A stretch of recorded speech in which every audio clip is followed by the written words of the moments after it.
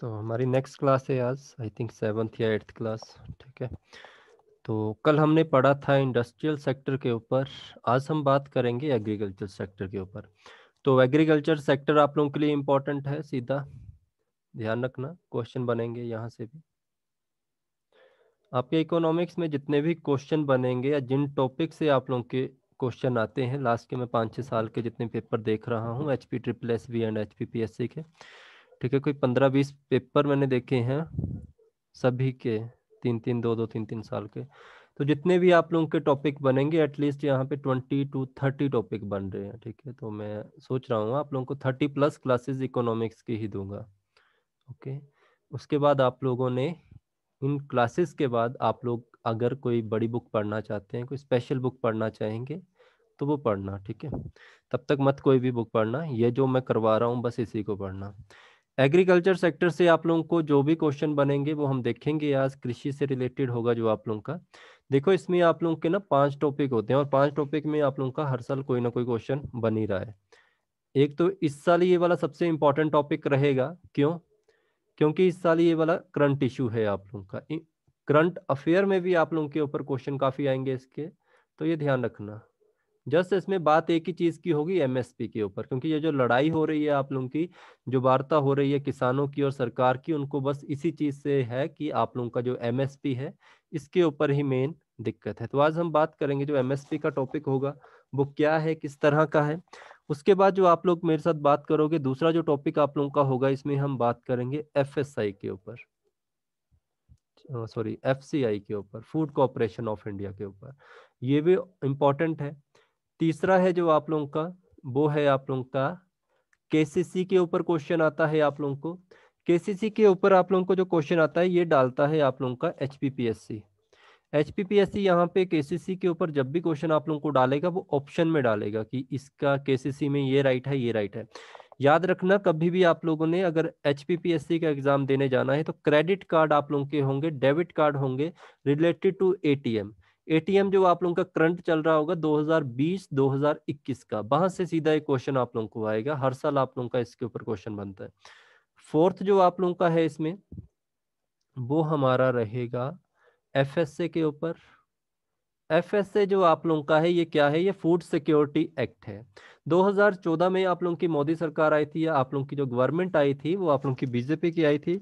2013 में जो आप लोगों का ये कांग्रेस गवर्नमेंट है, उन्होंने इस एक्ट को पास किया था। और ये मोस्ट इंपॉर्टेंट एक्ट है आप लोगों का। मिड डे मील योजना जो आप लोगों की है वो इसी के अंडर आप लोगों की आती है। इसमें बताऊंगा कितने % आप लोगों के लोग इसमें फायदा उठाते हैं। ठीक है। इसके बाद लास्ट आप लोगों का रहेगा कि जो आप लोगों के ये एग्रीकल्चर सेक्टर में आज तक कितने रेवोल्यूशंस हुए हैं। ठीक है, रेवोल्यूशंस जो हुए हैं वो कितने हुए हैं, तो ये चीज़ें हम आज पढ़ेंगे। इसमें हमारा पहला टॉपिक होगा एमएसपी का, कि एमएसपी आप लोगों का क्या है, किस तरह का है। तो इसको आप लोग साधारण भाषा में समझिए और उसके बाद आप लोग समझेंगे कि किसान जो आप लोगों के दिल्ली में बैठे हैं वो किस लिए बैठे हैं। देखो, जो हम लोग न्यूज़पेपर में तो नहीं, जो हम न्यूज़ में देखते हैं कि न्यूज़ वाले बता रहे हैं कि जो किसान हैं आप लोगों के, ये जो बैठे हुए हैं, इनमें ज़्यादातर किसान भीड़ का हिस्सा बने हुए हैं, कुछ लोग बस ऐसे ही आए हुए हैं। हमेशा याद रखना, अगर कोई भी न्यूज़ रिपोर्टर होता है, अगर वो 10 बंदों का वहां पे इंटरव्यू ले रहा है, उन 10 बंदों में से वो क्या करेगा, ठीक है, 6 बंदे ऐसे होंगे या 4 बंदे आप लोगों के ऐसे होंगे, 4 पर्सन, जिनको इसके बारे में पता नहीं होगा कि हम यहाँ क्यों आए हैं, और वो दिखाएगा उन्हीं को, बाकी किसी को नहीं दिखाएगा। जो नॉलेज वाला पर्सन होगा उसको कभी नहीं दिखाएगा। ऑलमोस्ट मैंने न्यूज में देखा है कि जो पर्सन आप लोगों के लाए गए हैं वो सिर्फ उन्हीं को दिखा रहे हैं जिनको ये नहीं पता है कि हम किसान आंदोलन में क्यों आए हुए हैं। तो इस चीज में आप लोग कभी भी अगर एमएसपी के ऊपर बात करोगे, या जो आप लोगों का कृषि बिल आप लोगों का इस समय है, उसके लिए सबसे पहले आप लोगों को ये समझना पड़ेगा कि इनकी मांग क्या है, क्यों ये वहां पे बैठे हुए हैं। ठीक है, इससे पहले आप लोग इसके बारे में कुछ कह नहीं सकते हैं जब तक आप लोगों ने इनके बारे में पढ़ा नहीं है। एमएसपी है आप लोगों का मिनिमम स्पॉट प्राइस।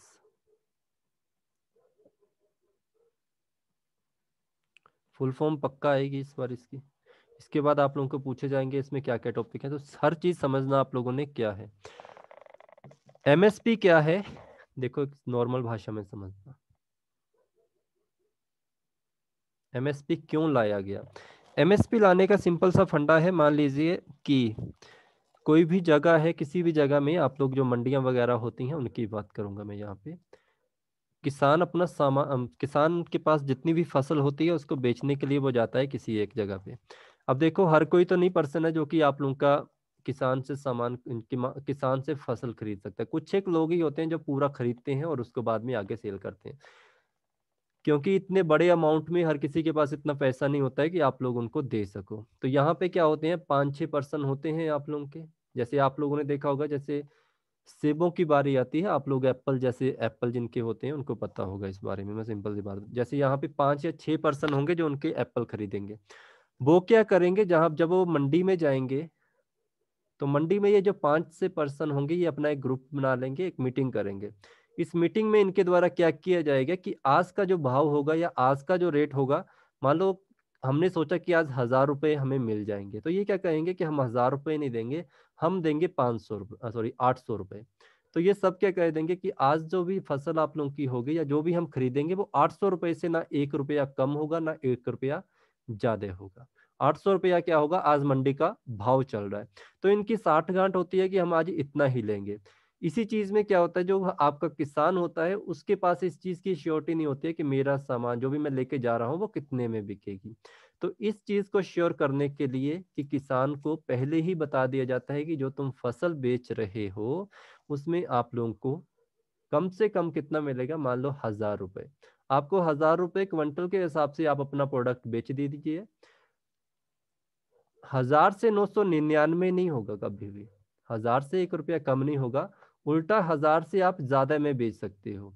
अगर मार्केट का रेट 1,100 चल रहा है, 1,200 चल रहा है, 1,300 चल रहा है, तो हमेशा याद रखना जब पहला क्वेश्चन आप लोगों को एमएसपी का आएगा कि एमएसपी क्या है, तो याद रखना एमएसपी आप लोगों की एक गारंटी है जो हमें इस चीज की सुनिश्चितता देती है कि हमारा जो प्रोडक्ट होगा, जो हमें मिनिमम स्पोर्ट प्राइस होगा उतने में बिकेगा या उससे ज्यादा बिकेगा। ठीक है, या तो इक्वल बिकेगा वो चीज या इक्वल से ज्यादा बिकेगी, बट कभी भी कम नहीं आएगी। इसके ऊपर क्वेश्चन बनेगा। ये चीज समझ आ गई आप लोगों को कि एमएसपी क्यों लिया जाता है, क्यों डिसाइड किया जाता है? ये इसीलिए डिसाइड किया जाता है ताकि किसान को ये पता चले कि जो हमारा भाव है वो इतना है, पहले ही हमें मिनिमम इतना मिलेगा, इससे कम नहीं मिलेगा, इससे ज्यादा मिल सकता है या इसके इक्वल मिल सकता है। तो पहला आप लोगों को यही क्वेश्चन आएगा कि एमएसपी आप लोगों का क्या है। तो सिंपल सी बात याद रखना, एमएसपी आप लोगों का एक मिनिमम गारंटी प्राइस है, गारंटी प्राइस है। ये क्वेश्चन पूछा जाएगा आप लोगों को, फुल फॉर्म पूछी जा सकती है और ये भी पूछा जा सकता है। इसके बाद आपसे पूछा जा सकता है कि जो एमएसपी है आप लोगों का कितनी फसलों के ऊपर है। तो टोटल आप लोगों की 23 क्रॉप्स इनको इसमें लिया गया है, इनके ऊपर आप लोगों का एमएसपी डिसाइड किया जाता है। और आपसे पूछा जा सकता है कि जो आप लोगों का एमएसपी है एक साल में कितनी बार डिसाइड किया जाता है। तो याद रखना 2 बार, क्योंकि आप लोगों की जो फसलें होती हैं हर 6-6 महीने के बाद निकलती हैं, तो इसको डिसाइड किया जाता है हर साल 2 बार डिसाइड किया जाता है। इसके बाद आपसे पूछा जा सकता है कि जो आप लोगों का एमएसपी है इसको डिसाइड किसके द्वारा किया जाता है। तो यहां से मोस्ट इंपॉर्टेंट क्वेश्चन बनता है। तो याद रखना 1965 में इसके लिए एक कमेटी बनाई गई थी, एक कमीशन तैयार किया गया था जिसका नाम था एपीसी। एपीसी आप लोगों का है एग्रीकल्चर, और आप लोग यहाँ पे क्वेश्चन गलत करके आओगे, देख लेना, agriculture price commission, agriculture price commission, कृषि मूल्य आयोग, इसका नाम है पूरा कृषि मूल्य आयोग। थोड़ा सा इसमें रेवोल्यूशन लाया गया। इस रेवोल्यूशन में क्या किया गया, जो आप लोगों का एपीसी था इसका नाम चेंज कर दिया। ठीक 20 साल के बाद 1995 में इसका नाम चेंज करके रख दिया सीएपीसी, सीएपीसी, कमीशन फॉर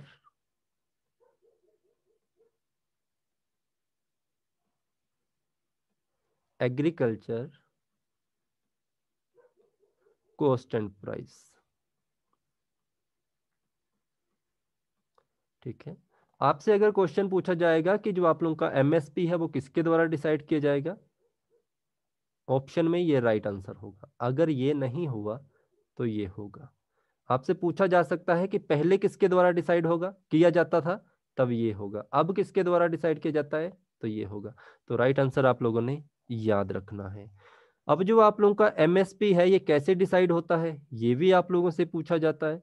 तो एमएसपी डिसाइड करने के लिए क्या किया जाता है आप लोगों का, आप लोगों की कॉस्ट, जितनी आप लोगों ने फसल बीजी है, जैसे मान लो आपके पास इतनी सी एरिया में आपने फसल बीजी है, इस एरिया के ऊपर आपको टोटल जितनी फसल, जैसे 1 क्विंटल आप लोगों की फसल निकल के आई, इसके ऊपर टोटल आप लोगों की कॉस्ट कितनी आई, टोटल कितनी कॉस्ट आई ये होगा। और उसके बाद जितनी कॉस्ट आई होगी उसका 50% मार्जिन आप लोगों को प्रोवाइड करवाया जाता है। ठीक है, इसके लिए गवर्नमेंट क्या करती है, एक एरिया डिसाइड करती है, अपने हिसाब से एरिया डिसाइड करेगी, उसके ऊपर क्रॉप उगाएगी और देखेगी कि भाई इसकी इतने से एरिया में कितनी फसल आई है। ठीक है, मतलब कितनी फसल निकल के आई और इसकी कॉस्ट क्या होगी। फिर इन्होंने क्विंटल के हिसाब से कॉस्ट निकालना शुरू कर देगा। क्विंटल के हिसाब से मान लो 1,000 रुपये क्विंटल कॉस्ट आई। अब इसके पता है कि पूरे एरिया में इतनी ही कॉस्ट आएगी। अब 1,000 तो आपकी कॉस्ट आ गई, उसके बाद आपको क्या किया जाएगा, 1,000 के ऊपर 50% एक्स्ट्रा दे देंगे। मतलब एक्चुअल कॉस्ट क्या निकाल के देंगे, मिनिमम प्राइस की, स्पोर्ट प्राइस की, कि आप लोग गेहूं चावल जो भी है आपका उसको 1,500 रुपए क्विंटल में आपको एमएसपी। कहने की बात है, अगर आपको कोई 1,500 रुपए नहीं दे रहा है तो आप वहां पे जाके गवर्नमेंट के पास इसको 1,500 रुपए में सेल कर सकते हो। ये चीज समझ आ गई आप लोगों को, इतनी सी बात समझ आई कि नहीं है, जल्दी बताना जरा। एमएसपी का मतलब समझ आ गया, किसके द्वारा डिसाइड होता है, कैसे डिसाइड होता है, कितने साल में कितनी बार डिसाइड होता है, और ये क्या है, गारंटी है हमारी। एमएसपी कैसे निकालते हैं, पता लग गया आप लोगों को, जल्दी मैसेज कमेंट कर दो जल्दी जरा। इसके बाद आप लोगों का होता है प्रोक्योरमेंट प्राइस। यहां से क्वेश्चन आप लोगों को पक्का पूछने वाला है इस बार। प्रोक्योरमेंट प्राइस सभी मैसेज चैट में लिख दिया करो, अगर नहीं पता लग रहा है तो प्लीज मुझे बताना। प्रोक्योरमेंट प्राइस आप लोगों का क्या कहलाता है, तो ये होता है एक्चुअल बाइंग प्राइस। अगर ये आ जाए, इसे कहते हैं एक्चुअल बाइंग प्राइस। ठीक है, ये होता है आप लोगों का प्रोक्योरमेंट प्राइस, मतलब होता है खरीद मूल्य, और इसी को ही कहते हैं वास्तविक क्रय मूल्य आप लोगों का। यहां से जो क्वेश्चन आप लोगों को पूछा जाएगा वो क्या पूछा जाएगा, वो ध्यान रखो।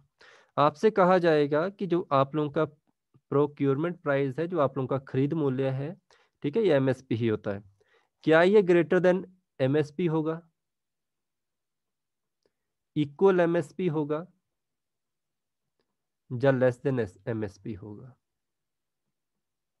ठीक है, बताइए क्या होगा। तो याद रखना आप लोगों ने, जो भी आप प्रोक्योरमेंट प्राइस, जो आपका खरीद मूल्य होगा, जो आपसे खरीदा जाएगा, वो आप लोगों का एमएसपी से क्या होगा, हमेशा या तो ग्रेटर होगा या इक्वल होगा, बट कभी भी लेस नहीं होगा।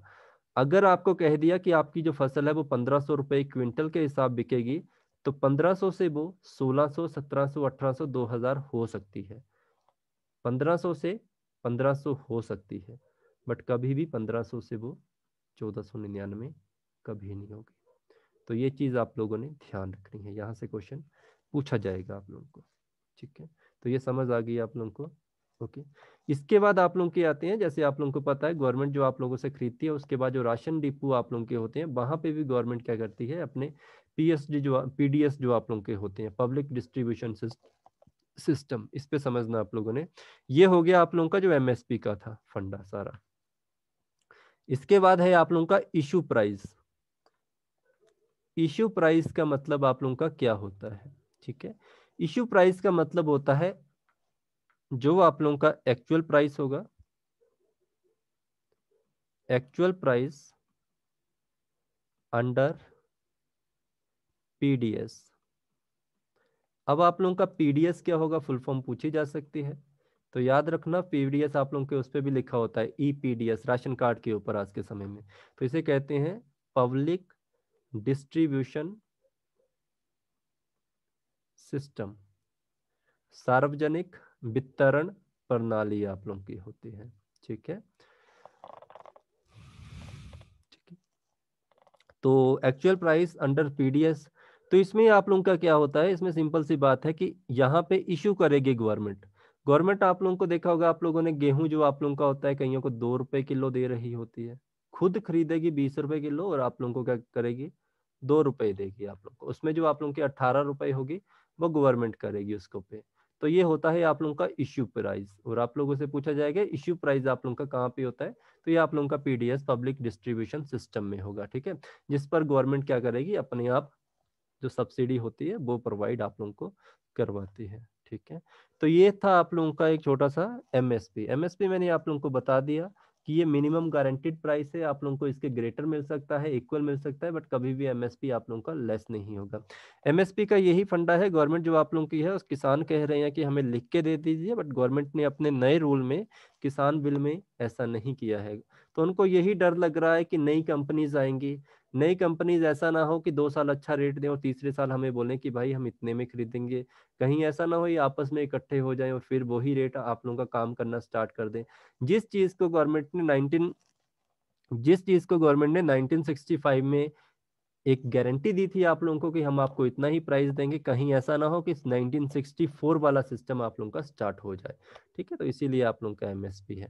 तो ये चीज़ आप लोगों को समझनी चाहिए कि एमएसपी आप लोगों का क्या होता है, किस तरह ये बनता है, किसके द्वारा बनाया जाता है और इसके क्या क्या रूल हैं। आपके एग्जाम में जो क्वेश्चन आएंगे वो इससे बाहर कोई नहीं आएगा।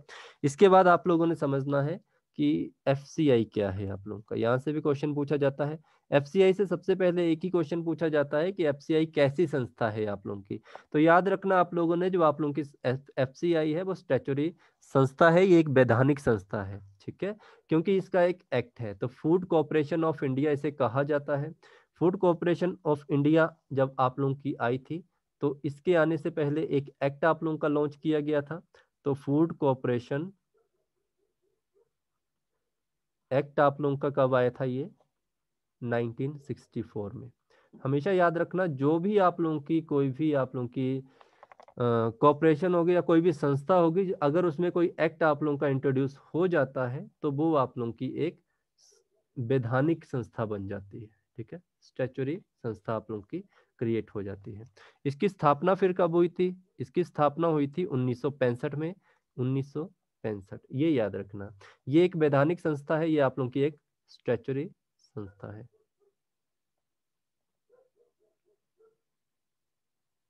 बॉडी है आप लोगों की, क्वेश्चन पूछेंगे यहाँ से आप लोगों को। इसके बाद याद रखना, और जितने भी आप लोगों की ऐसी बॉडीज होती हैं वैधानिक, इनके ऑलमोस्ट जितने भी आप लोगों के हेडक्वार्टर होंगे वो न्यू दिल्ली में ही होंगे, सेंटर में ही होते हैं, इसके बाहर नहीं होंगे। पूछा जा सकता है इसके चेयरमैन कौन है, काफी रहे हैं इस बार चर्चा में ये पर्सन, संजीव कुमार है इनका नाम।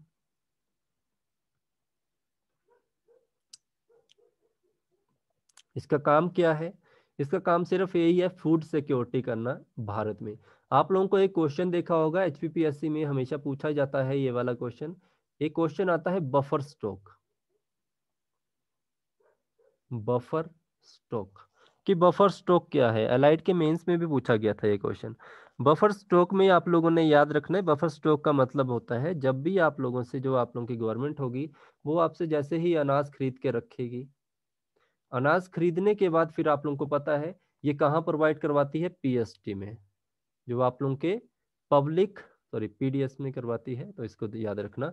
तो वहां पे आप लोगों की करवा देगी, पब्लिक डिस्ट्रीब्यूशन सिस्टम में करवाएगी। जैसे इसका कोटा वहां का पूरा हो जाएगा उसके बाद ये अपने आप पास स्टोर करके भी रखती है। स्टोर रख के क्यों करती है स्टोर रख के, क्योंकि आपको पता है हो सकता है कि आने वाले समय में ऐसा आए कि फसल ना हो, बारिश ना हो, जिस कारण आपका जो स्टॉक है वो कम हो। तो उस चीज के लिए भी गवर्नमेंट क्या अपने पास स्टोर रखती है कि हमें आने वाले समय में स्टॉक को स्टोर रखना पड़ता है। तो बफर स्टॉक आप लोगों का जो होता है वो आप लोगों का फॉर फ्यूचर रखा जाता है ताकि किसी भी तरह की हमें अनाज की कमी ना हो। ओके, तो आप लोगों ने देखा होगा कि 1943 में आप लोगों ने अगर पढ़ा होगा, जब आप मॉडर्न हिस्ट्री पढ़ोगे, वैसे उसमें नहीं आएगा, शायद जियोग्राफी में डिस्कस करूंगा मैं आपके साथ, तो उसमें आप लोगों के 30 लाख लोग मारे गए थे। अगर एनसीईआरटी पढ़ते हो आप लोग तो आप लोग देखना, भुखमरी से अकाल पड़ा था आप लोगों का कहाँ पे, बंगाल में, जो आपका आज के समय का बांग्लादेश है, ठीक है। ये तो सिर्फ रिकॉर्ड था 30 लाख, हो सकता है 30 लाख से कई ज्यादा हो, तो ऐसा भी नहीं है, ठीक है। तो ये याद रखना, बफर स्टॉक आप लोगों का एक स्टॉक है जो कि फ्यूचर सिक्योरिटी के लिए रखा जाता है बाय गवर्नमेंट ऑफ इंडिया आप लोगों के फूड कॉर्पोरेशन के द्वारा। तो ये ध्यान रखना।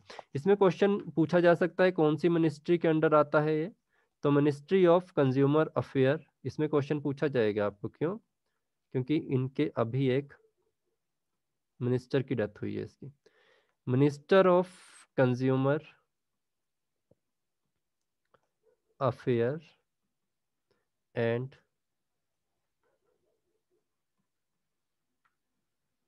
Affair food and public distribution, food and public distribution. ठीक है।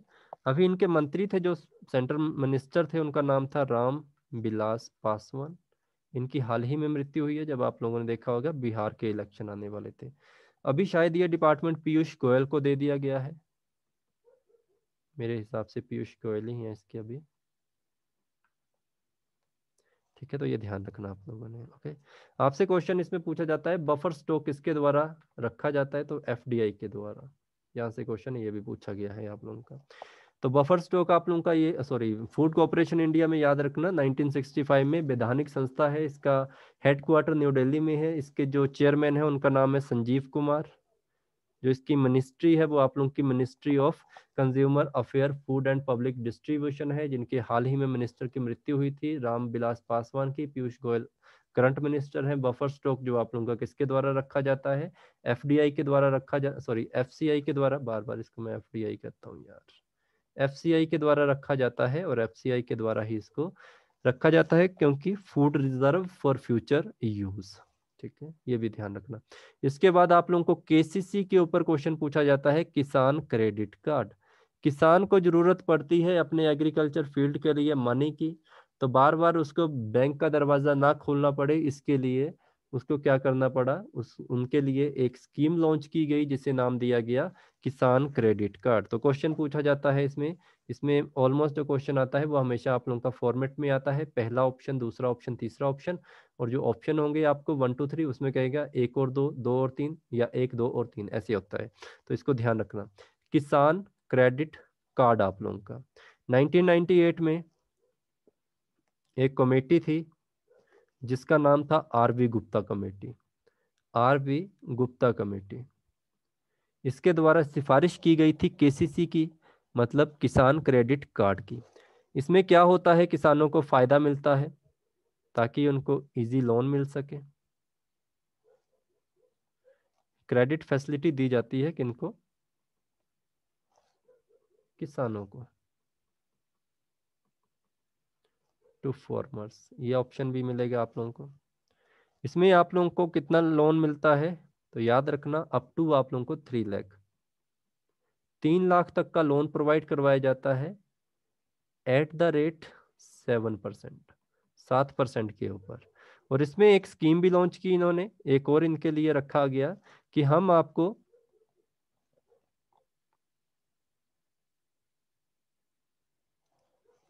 इंटरेस्ट में छूट देंगे।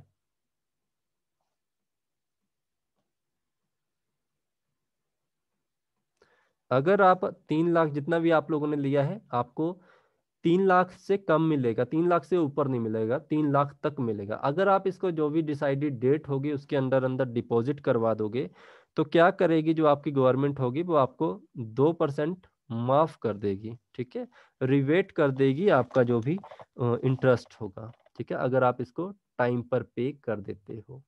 ठीक है, तो ये चीज़ आप लोगों ने ध्यान रखनी है। फिर आप लोगों को कितना पड़ेगा, 5% देना पड़ेगा। ऐसे आपको 7% देना पड़ेगा, ऐसे आप लोगों को 5%।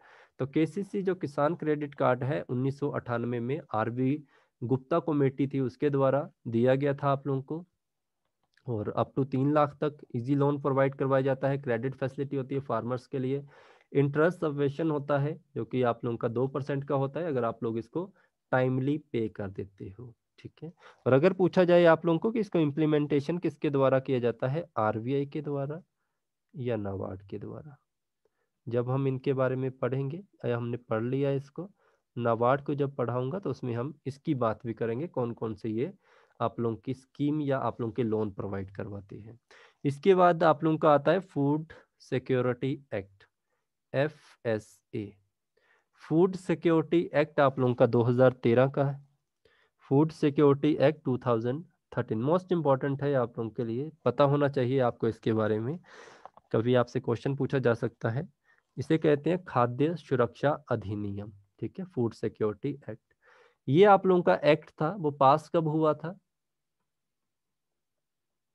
2013 में पास हुआ था। और यही आप लोगों का जो एक्ट है एप्लीकेबल कब हो गया था? एप्लीकेबल भी ये आप लोगों का 2013 में ही हुआ था, साथ साथ ही इसको एप्लीकेबल कर दिया था। कांग्रेस सरकार के द्वारा इसको लाया गया था और ये एक्ट है आप लोगों का, ये पास किया गया था, ठीक है। उसके बाद 2014 में नई सरकार आ गई थी। जब भी कोई एक्ट बन जाएगा वो इजीली आप लोगों का डिस्ट्रॉय नहीं होता, मतलब वापिस नहीं होता है, तो इस चीज को भी ध्यान रखना, ठीक है। छोटी मोटी बात नहीं होती है एक्ट को लाना। क्वेश्चन आप लोगों से पूछा जा सकता है कि जो आप लोगों का फूड सिक्योरिटी एक्ट है इसमें देश की कितनी जनता है? तो याद रखना देश की 82 करोड़ लोग इसका फायदा उठाते हैं। टोटल पॉपुलेशन का 67% पॉपुलेशन के लिए इसको बनाया गया है, क्योंकि भारत में आप लोगों को पता है गरीबी है, भूखमरी काफी है, ठीक है, ये याद रखना। अगर आप लोगों से पूछा जाए कि ग्रामीण क्षेत्र के कितने लोग इसमें आते हैं, तो ग्रामीण क्षेत्र या रूरल एरिया आप लोगों का 75% आते हैं इसमें, इस स्कीम के अंदर कवर होते हैं। और आप लोगों के अर्बन एरिया में, शहरी जो आप लोगों का होता है, उसके कितने आते हैं? तो उसके 50% आते हैं जिनको ये बेनिफिट इसका दिया गया है। इसमें क्या स्कीम है आप लोगों की? बीपीएल जो आप लोगों के फैमिलीज होती हैं, इसमें 5 किलो अनाज दिया जाएगा पर पर्सन को पर मंथ के हिसाब से, ठीक है। बीपीएल होता है आप लोगों का बिलो पॉवर्टी लाइन, इसको ध्यान रखना। इसके बाद एक और है आप लोगों की एएवाई, अंत्योदय अन्न योजना, अंत्योदय अन्न योजना, ठीक है। इसमें प्रत्येक फैमिली को यहाँ पे आप लोगों की जो बीपीएल है इसमें पर पर्सन की बात की जाती है, यहाँ पे पूरी फैमिली को 35 किलो अनाज दिया जाएगा पर फैमिली पर मंथ। जैसे क्या होगा, 20 किलो गेहूं दे देंगे, 15 किलो चावल दे देंगे, ऐसी स्कीम आप लोगों की आती रहती है जो चेंज होती है हर महीने। कभी चावल मिलते हैं, कभी गेहूं मिल जाता है। इसमें दिया क्या क्या जाता है? बीट दिया जाएगा आप लोगों को, राइस प्रोवाइड करवाए जाएंगे, शुगर भी दी जाती है, शायद अब नहीं देती, कैरोसिन भी दिया जाता था पहले, बट अब आप लोगों को पता है कि बीपीएल फैमिली और आप लोगों की अंत्योदय अन्न योजना वालों को उज्ज्वला योजना के अंतर्गत लाया गया है। आई थिंक अब कैरोसिन नहीं प्रोवाइड करवाया जाता, तो ध्यान रखना इसका। इसका मेरे हिसाब से रेट होता है 2 रुपए के हिसाब से, और राइस आप लोगों को 3 रुपए के हिसाब से, 3 रुपए पर केजी, ठीक है। और शुगर आप लोगों को आई थिंक 11 रुपए पर केजी के हिसाब से। तो ये चीज़ ध्यान रखना। बाकी अगर 20 रुपए का खरीदा है गेहूं को तो 18 रुपए गवर्नमेंट सब्सिडी देगी आपको, गवर्नमेंट उसको पे करेगी। यहाँ पे 17 रुपए आप लोगों की गवर्नमेंट करेगी, और आपको पता है 42 रुपए आई थिंक शुगर होती है। बाकी जितना बचेगा वो गवर्नमेंट आप लोगों को प्रोवाइड कर पाएगी, ठीक है। तो ये ध्यान रखना आप लोगों ने। ये वाली स्कीम के अंदर ये चीजें आप लोगों की लाई गई। उसके बाद आप लोगों ने याद रखना है, यहाँ से भी क्वेश्चन पूछा जाता है, अप टू 6 ईयर, 6 साल के बच्चे तक आप लोग को फ्री फूड मिलेगा, फ्रूट दिया जाता है। आंगनवाड़ी जो आप लोगों की होती हैं ये रखी गई स्कीम इसमें। 6 वर्ष से लेके 14 वर्ष के बच्चों तक, आई थिंक 8वीं क्लास तक के बच्चे इसमें इंक्लूडेड हैं आप लोगों के। उनको स्कूल में फूड दिया जाता है अंडर मिड डे मील, ठीक है, सॉरी, यहाँ आंगनवाड़ी में, यहाँ पे स्कूल में फूड दिया जाएगा। किस स्कीम के अंदर? मिड डे मील स्कीम, तो ये भी ध्यान रखना, ठीक है। और अगर कोई प्रेग्नेंट लेडी है,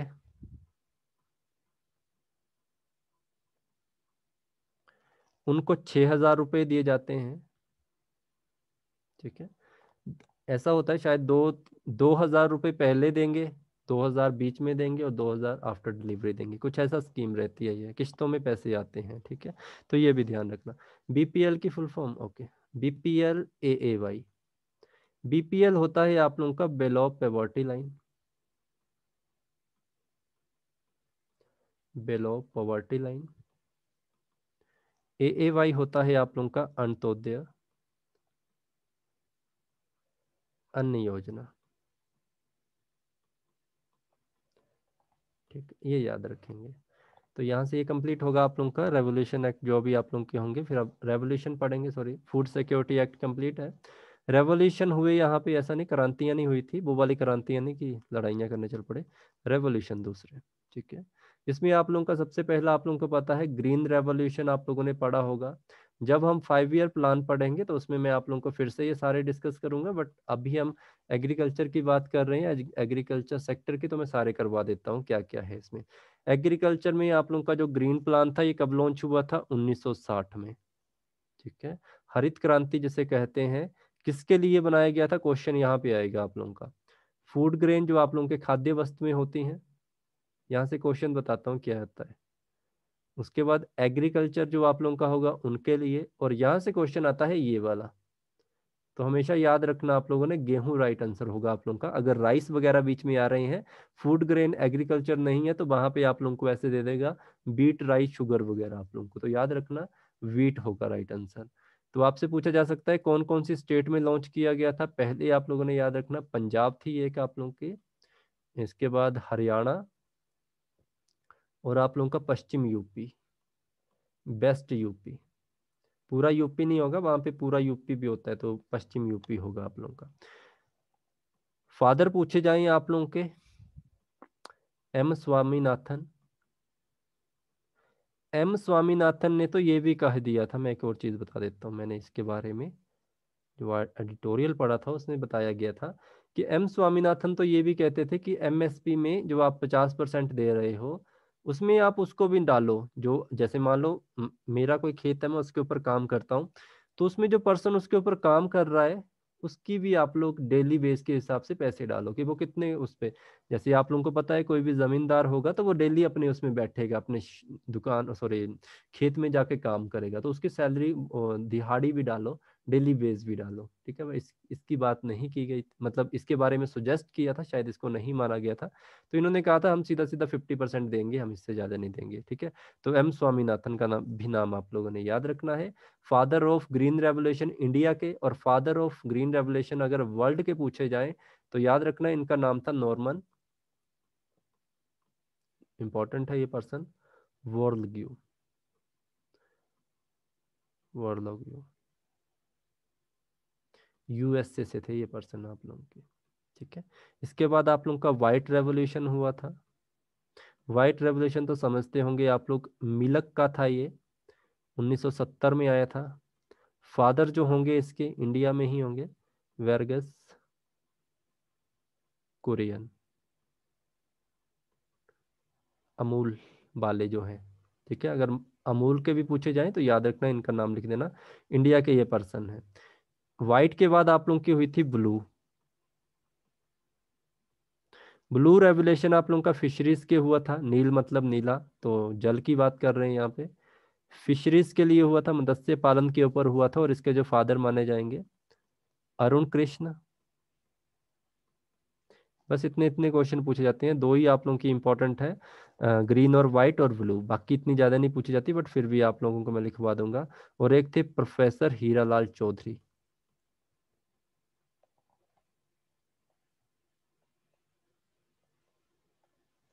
1985 से 1990 तक इसका स्टार्टिंग का टाइम रहा था, तो ये पूछा नहीं जाएगा, इनके टाइम नहीं पूछे जाते। फिर आप लोगों का रेड रेवोल्यूशन आया था, रेड रेवोल्यूशन फॉर टोमेटो। ठीक है, मीट आप लोगों का, फादर होंगे विशाल तिवारी।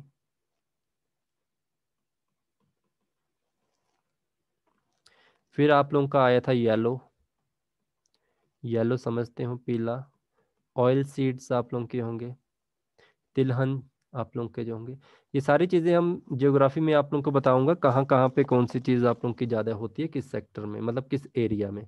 इसके जो फादर होंगे उनका नाम होगा सैम पित्रोड़ा, इंडियन ही है, फॉरेन नहीं है ये पर्सन। येलो के बाद आप लोगों की होगी black revolution, black for petroleum product,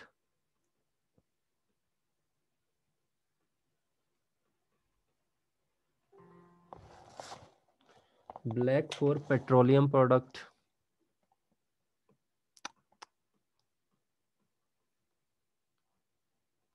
ठीक है, फादर नहीं पूछे जाएंगे। इसके बाद किसी के फादर नहीं पूछे जाते हैं। ब्राउन आप लोगों के होंगे लेदर, फिर चॉकलेट जिसे कोको कहेंगे, यहाँ पे कोको होता है ऑलमोस्ट, याद रखना। लेदर और कोको लिए, कोको के लिए कोको से चॉकलेट, ठीक है। फिर आप लोगों का पिंक रेवोल्यूशन भी आया था। पिंक रेवोल्यूशन में याद रखना प्रॉन, ये एक झींगा मछली है, झींगा मछली, झींगा सॉरी, झींगा लिख दिया, घ होगा घ, झींगा मछली होगी। और उसके बाद जो आप लोगों की फार्मेसी वाले होते हैं, दवाइयों के लिए भी था इसका, क्योंकि आप लोगों ने देखा होगा कि कई दवाइयाँ होती हैं जिनमें कहा जाता है इसमें फिश का प्रोटीन कैल्शियम क्या लिखा होता है वो, ठीक है, उसके लिए थी पिंक रेवोल्यूशन। और आप लोगों का ऑनियन, प्याज, कांदा जिसे कहते हैं, ठीक है। तो ये सारे हैं आप लोगों की, जैसे पिंक की होगी। इसके बाद आप लोगों की आएगी ग्रे, ग्रे रेवोल्यूशन हुआ था आप लोगों का, ये फर्टिलाइजर्स के लिए हुआ था, उर्वरक जो आप लोगों के होते हैं। फिर आप लोगों का round, round revolution for potato, आलू के लिए। गोल्डन हुआ था आप लोगों का रेवोल्यूशन, तो गोल्डन रेवोल्यूशन आप लोगों का हॉर्टिकल्चर, हॉर्टिकल्चर और हनी, शहद के लिए। Golden fibre,